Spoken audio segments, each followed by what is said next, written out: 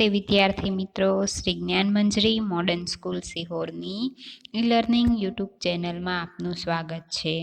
ધોરણ 12 કોમર્સ, વિષય વાણિજ્ય પત્ર વ્યવહાર અને સેક્રેટરિયલ પ્રેક્ટિસ. એસપીસીસી વિષયનો ગયો જે લેક્ચર મુકાયો હતો ગુરુવારે, એમાં આપણે 6થા યુનિટની શરૂઆત કરી હતી, પરંતુ ટેકનિકલ પ્રોબ્લેમને કારણે છે એ લેક્ચરનો અડધો અવાજ છે એ તમને ન સંભળાયો હતો. તેના કારણે હું માફી માંગુ છું અને એ ટોપિક ઉપર આજે આપણે ફરીથી ચર્ચા કરીશું. તો આપણે ફરીથી આ યુનિટની શરૂઆત કરીએ.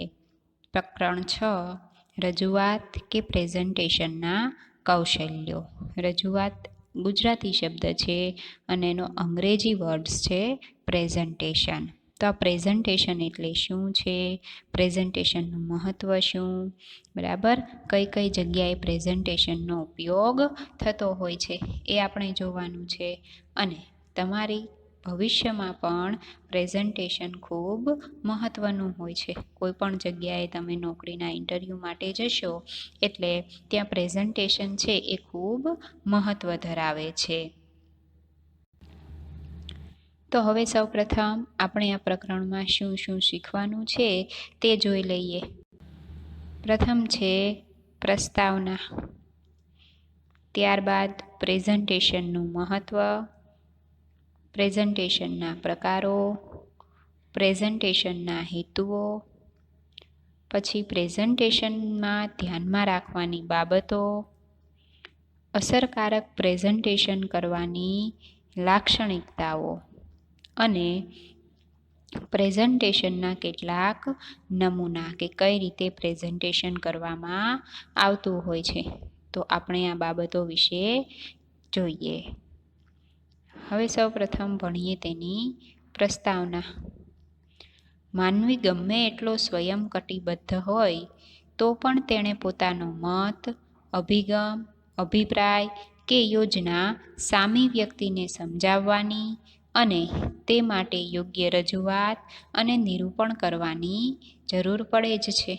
બરાબર, ગમે એટલો પોતે સ્વયં કટિબદ્ધ એટલે કે પોતાની આગળ આવડત ધરાવતો હોય, પરંતુ તેણે સામી વ્યક્તિને કોઈ પણ વાત સમજાવવા માટે તેની અંદર કળા અને કૌશલ્ય હોવું જોઈએ, આવડત હોવી જોઈએ કે પોતાના વિચારો છે એ બીજી વ્યક્તિના મનમાં તે પહોંચાડી શકે અને તેને એ વાત મનાવવા માટે તે તૈયાર કરી શકે.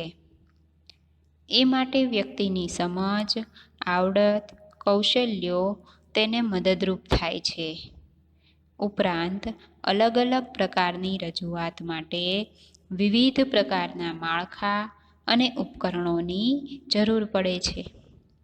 રજૂઆતની પ્રભાવકતા, ટેકનોલોજીનો ઉપયોગ, શ્રોતા કે પ્રેક્ષકોની ગ્રહણ શક્તિ રજૂઆતની સફળતા નક્કી કરે છે.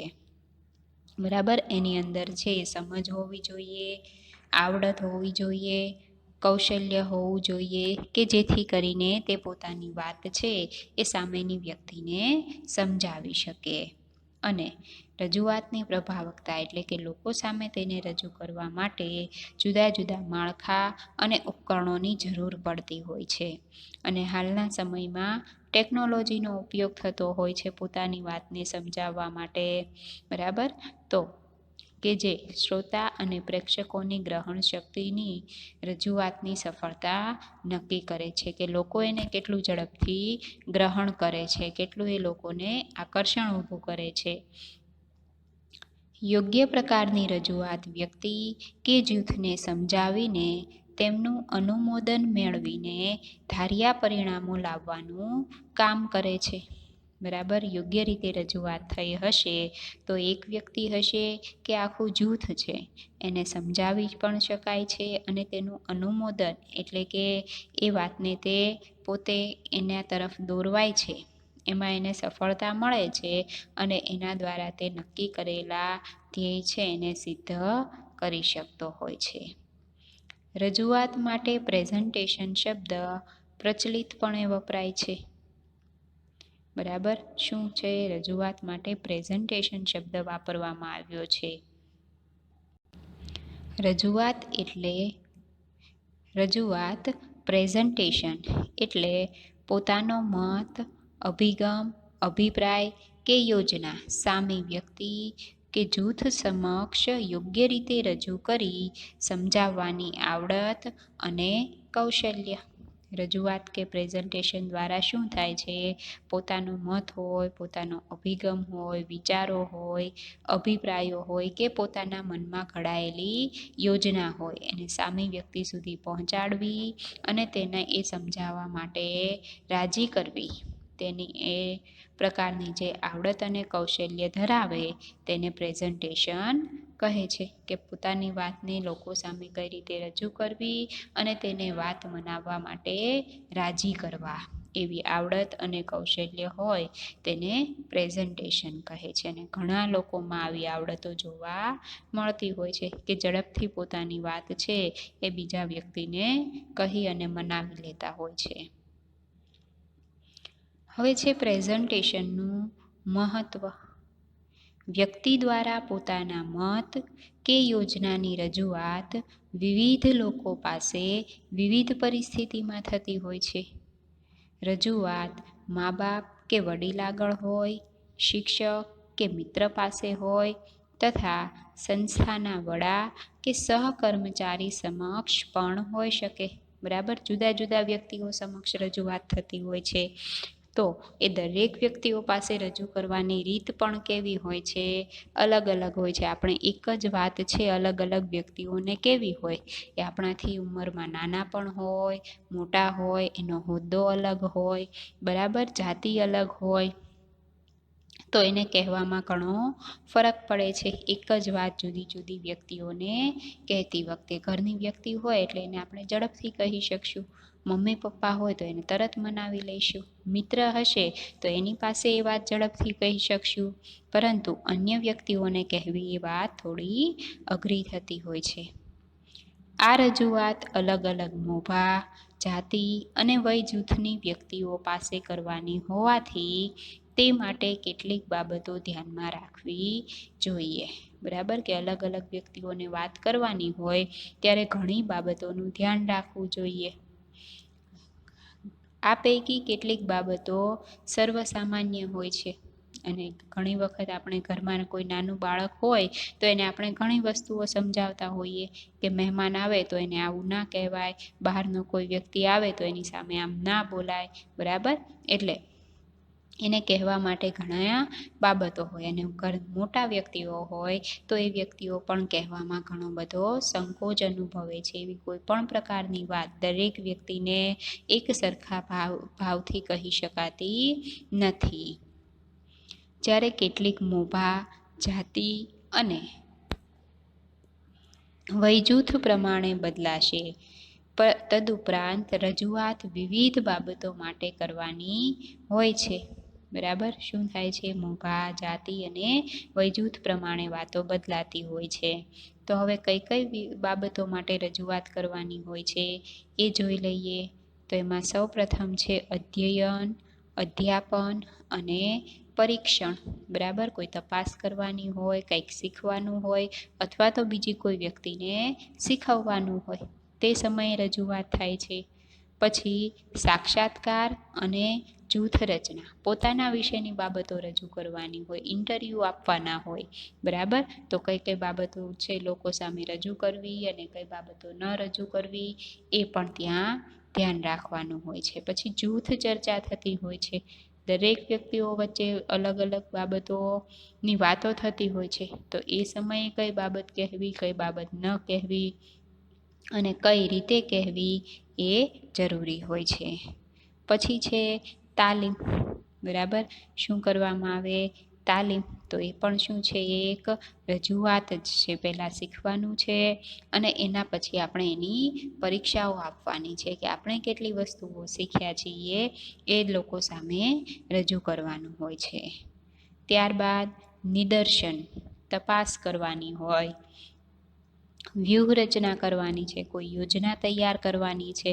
બરાબર, કોઈ વ્યૂહરચના કેવા અર્થમાં વપરાય કે જ્યારે એ બે પક્ષો એકબીજાના વિરોધમાં ઊભા હોય, બરાબર, તો દરેક પક્ષો છે પોતે જીતી શકે એવી છે એ વ્યૂહરચના તૈયાર કરતા હોય છે. પછી યોજના તૈયાર કરવી, પરિયોજના તૈયાર કરવી, મોજણી એટલે કે પસંદગી કરવી, જે કાંઈ આપણે શીખ્યા છીએ, જે કાંઈ કર્યું, કોઈ પણ વ્યક્તિઓની કે કોઈ પણ બાબતોની કોઈ કામની છે એ જ્યારે પસંદગી કરવાની હોય તો ત્યાં પણ આપણી રજૂઆત, આપણું પ્રેઝન્ટેશન માંગી લે છે. ઉપરાંત કોઈ સિદ્ધાંત સ્પષ્ટ કરવાનો હોય, પ્રક્રિયા સમજાવવાની હોય કે ભવિષ્યનો ચિતાર આપવાનો હોય તો તે પ્રમાણે રજૂઆત માટેની રીત પણ અલગ હોય છે. આટલી વસ્તુઓ તો છે જ, પણ સાથે સાથે એના સિવાયનું કાર્ય કે આપણું સિદ્ધાંત સ્પષ્ટ કરવાનો છે, આપણું ધ્યેય સ્પષ્ટ કરવાનું છે, કોઈ પ્રક્રિયા સમજાવવાની છે, અથવા તો ભવિષ્યનો ચિતાર એટલે કે કોઈ કંપનીમાં કાર્ય કરતા હોઈએ તો એનો ભવિષ્યનો પ્રોજેક્ટ તૈયાર થયો છે, ભવિષ્યની કામગીરીને લગતો, બરાબર, તો એ લોકો સામે કઈ રીતે રજૂ કરવો કે જેથી લોકોને ઝડપથી એ પસંદ આવે અને એ પ્રમાણે કામ કરવા માટે આપણને સફળતા મળે, તો એ કઈ રીતે કરવો એની પણ અલગ રીત હોય છે. આમ રજૂઆત કે પ્રેઝન્ટેશન દ્વારા એક વ્યક્તિ કે જૂથ ટેકનોલોજી, પોતાની આવડત કે કળાનો ઉપયોગ કરીને સામી વ્યક્તિ કે જૂથને અસરકારક રીતે સમજાવી શકે છે. બરાબર, શું કરવામાં આવે છે?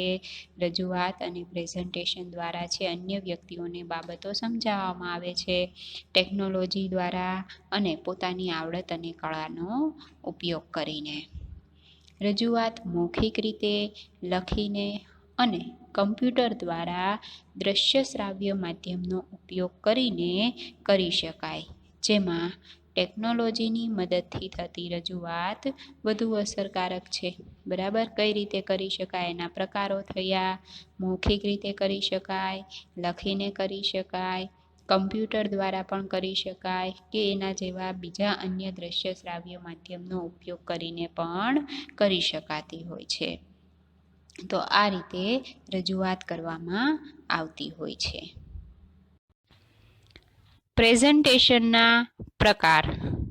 રજૂઆતની અભિવ્યક્તિની લાક્ષણિકતા પ્રમાણે પ્રેઝન્ટેશનના 3 પ્રકાર ગણાવી શકાય.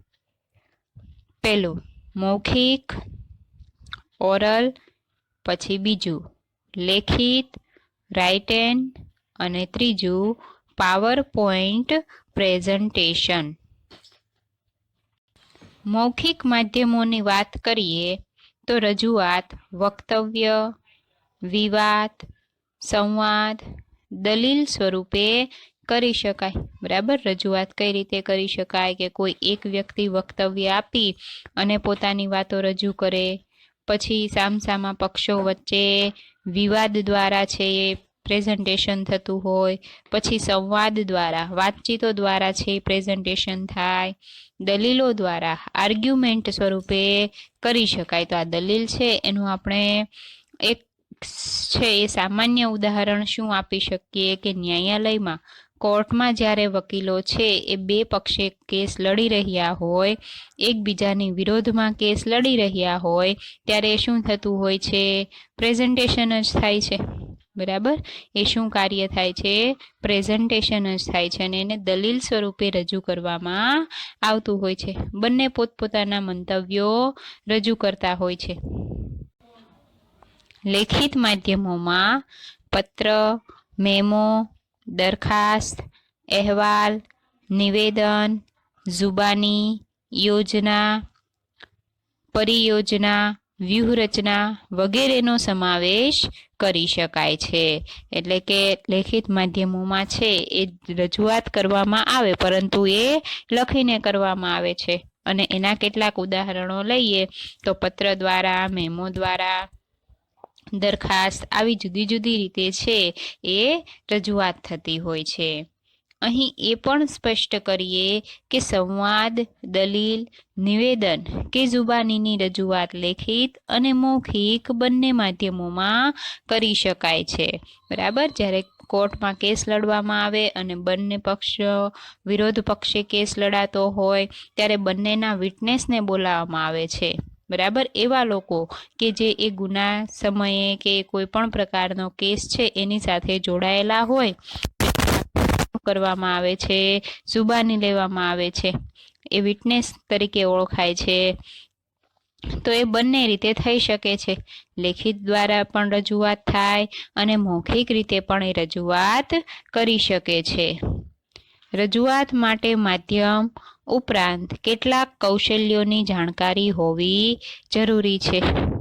માહિતી સંચારને સંપૂર્ણ અને ફળદાયી બનાવનાર કૌશલ્યો ઉપરાંત જાહેર વક્તવ્યના કૌશલ્યો, પ્રેઝન્ટેશન માટેના કૌશલ્યોને મળતા આવતા હોવાથી તે લાભદાયી થઈ પડે છે, બરાબર. માહિતી સંચારને ફળદાયી બનાવવું હોય તો એના કૌશલ્યો ઉપરાંત જાહેર વક્તવ્યના કૌશલ્યો, પ્રેઝન્ટેશનના કૌશલ્યોને મળતા આવે છે. એટલે કે વ્યક્તિઓ દ્વારા છે વક્તવ્ય કરવામાં આવતું હોય, જાહેર સભાઓમાં ભાષણો કરવામાં આવતા હોય તો એ શું થયું, એક પ્રેઝન્ટેશન જ કહી શકાય.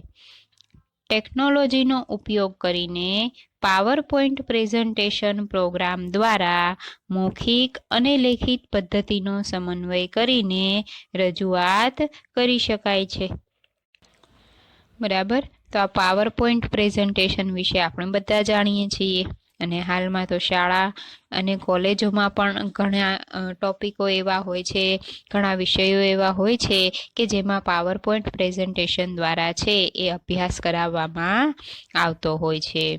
આ પદ્ધતિ અત્યંત વ્યવહારુ અને સરળતાથી ઉપયોગમાં લઈ શકાય એવી હોવાથી પ્રેઝન્ટેશન શબ્દનો પર્યાય બની ગઈ છે. ક્લાસરૂમ લેક્ચર, તાલીમ, વ્યાવસાયિક મીટિંગ કે પરિયોજનાના નિદર્શન માટે આ પદ્ધતિ સૌથી વધુ સારી રીતે સમજ આપનારી સાબિત થઈ છે, બરાબર. કોઈ પ્રોજેક્ટ આપવામાં આવ્યા હોય કોલેજોમાંથી તો એને પણ છે એ પાવરપોઈન્ટ પ્રેઝન્ટેશન દ્વારા તૈયાર કરી શકાતા હોય છે, દરેકને એના ઉપર સમજાવી શકાતું હોય છે.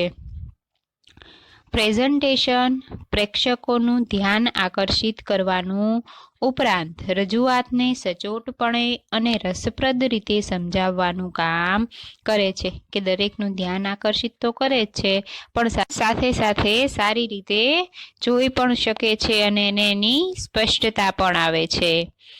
પ્રેઝન્ટેશનને સંલગ્ન લખાણ, પ્રતીકો, ચિત્રો અને પ્રાણ સંચાર દ્વારા માહિતીપ્રદ સ્લાઇડ શો તૈયાર કરી શકાય છે, બરાબર.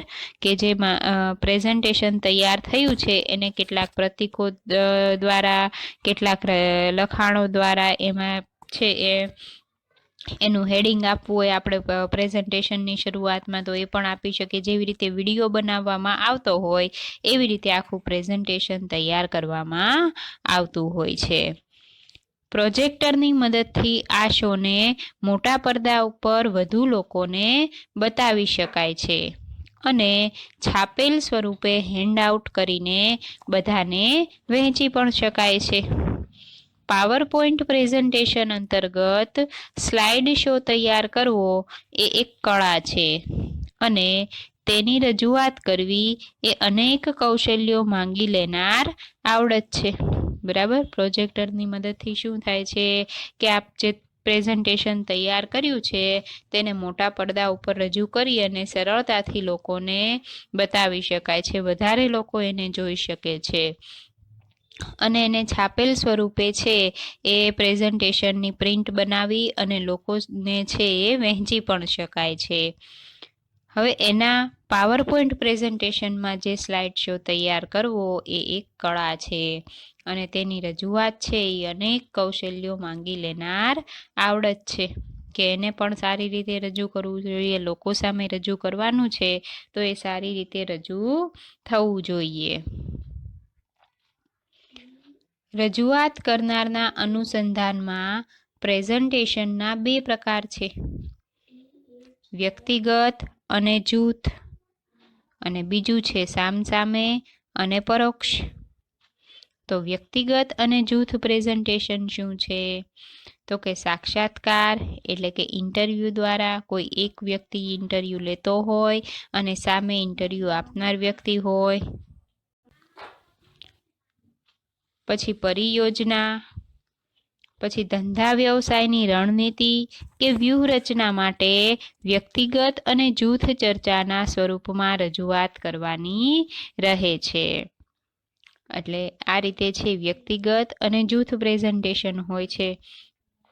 પછી રજૂઆતમાં સામા પક્ષના અનુસંધાનમાં પ્રેઝન્ટેશનના 2 પ્રકાર છે, સામસામે અને પરોક્ષ.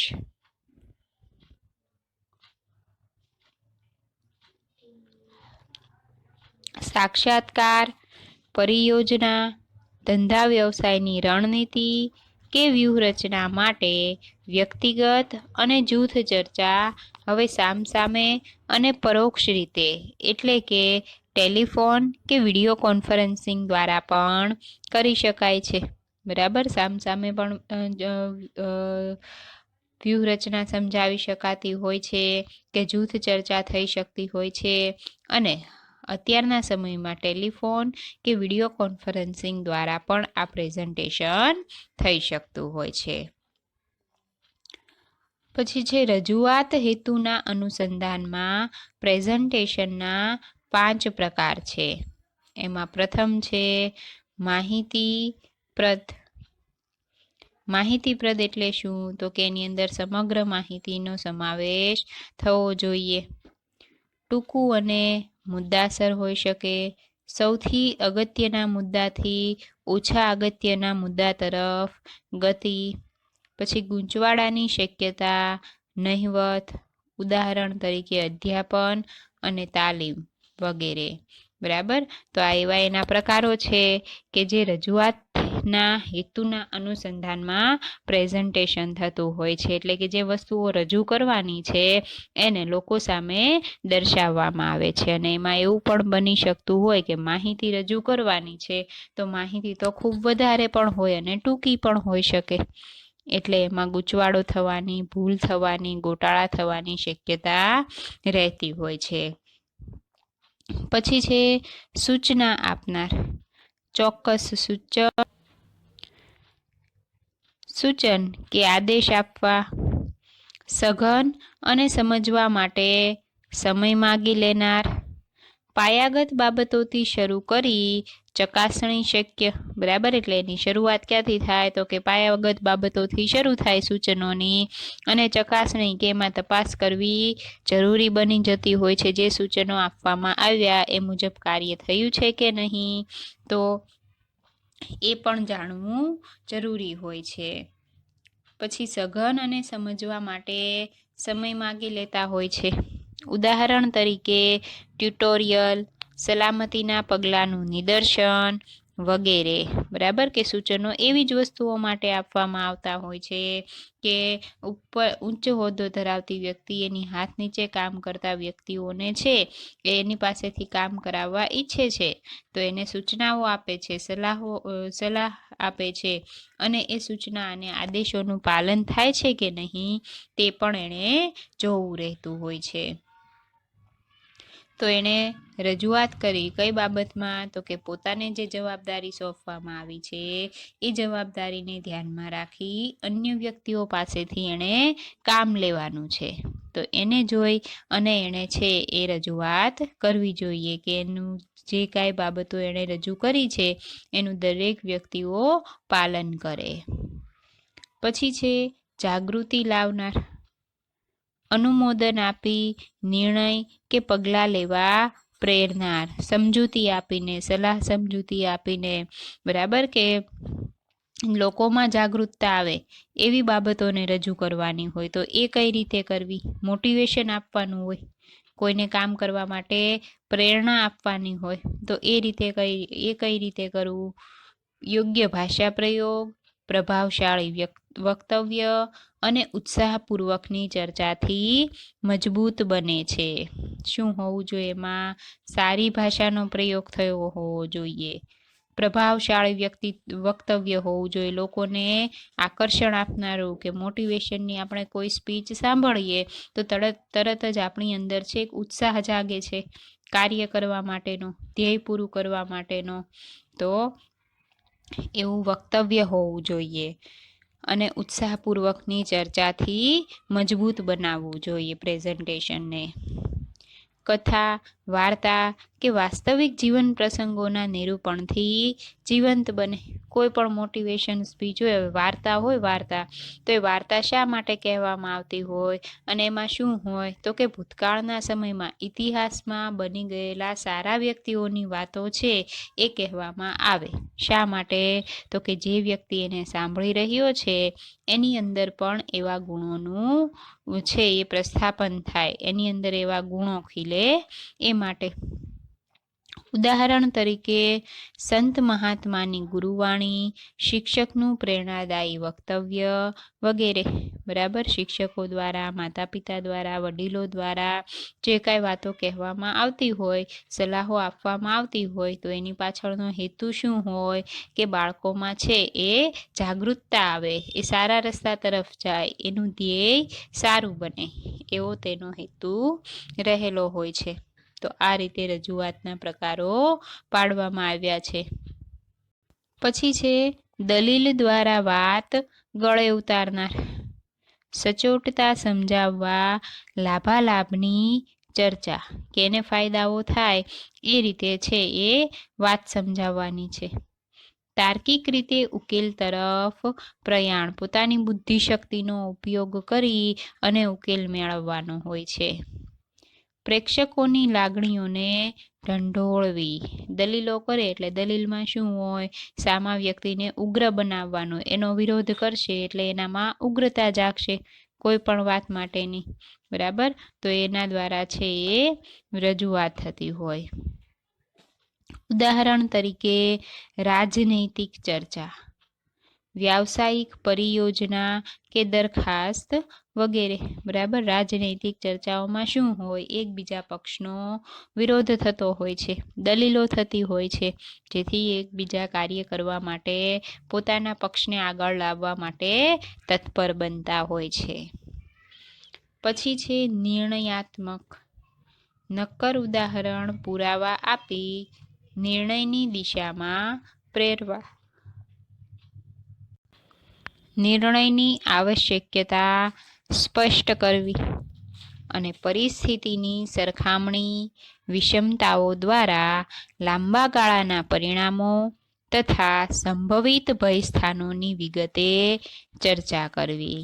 ઉદાહરણ તરીકે બોર્ડ ઓફ ડાયરેક્ટરની મીટિંગ, કોર્ટ કેસને અંતે જજનો ચુકાદો. ઉપરનું જે હતું કે દલીલ દ્વારા વાત ગળે ઉતારનાર, તો વકીલો એકબીજાના વિરોધમાં દલીલો કરે છે, એની વાતોને કોણ સાંભળી રહ્યું હોય છે, જજ સાંભળે છે, અને એની વાતોને સાંભળી અને પછી એને રજૂઆત કરવાની છે જજે, તો એને શું કહેવાય, નિર્ણયાત્મક પ્રેઝન્ટેશન કહેવાય. કે નિર્ણય આપશે, જે કાંઈ વાતો દલીલો સાંભળી એના ઉપરથી એ ચુકાદો આપશે. તો એમાં શું હોવું જોઈએ, નિર્ણયની આવશ્યકતા સ્પષ્ટ કરવી જોઈએ, નક્કર ઉદાહરણ અને પુરાવા સાથે નિર્ણયની દિશામાં પ્રેરવાનું હોય છે. કે સાચા ઉદાહરણો આપી કે ભાઈ જે વ્યક્તિને આપણે કેસ જીતાડ્યો એ વ્યક્તિ છે એના આવા સારા ફાયદાઓ હતા, એની અંદર આવા સારા ગુણો હતા. બરાબર, કે એની બાબતો આટલા અંત સુધી સાચી હતી જેથી કરીને એ કેસ જીતી ચૂક્યા છે. એટલે લોકોની અંદર પણ એક એવો વિશ્વાસ જાગે કે નહીં, જજે જે ચુકાદો આપ્યો તે યોગ્ય છે. એવી રીતે બોર્ડ ઓફ ડાયરેક્ટરની મિટિંગ્સ થાય તો એમાં પણ નિર્ણયો લેવાતા હોય છે. તો આ પણ શું છે, રજૂઆત છે. જો એ સાચા અને સારા નિર્ણયો લેશે તો ધંધાકીય એકમ છે સારી રીતે આગળ વધી શકશે.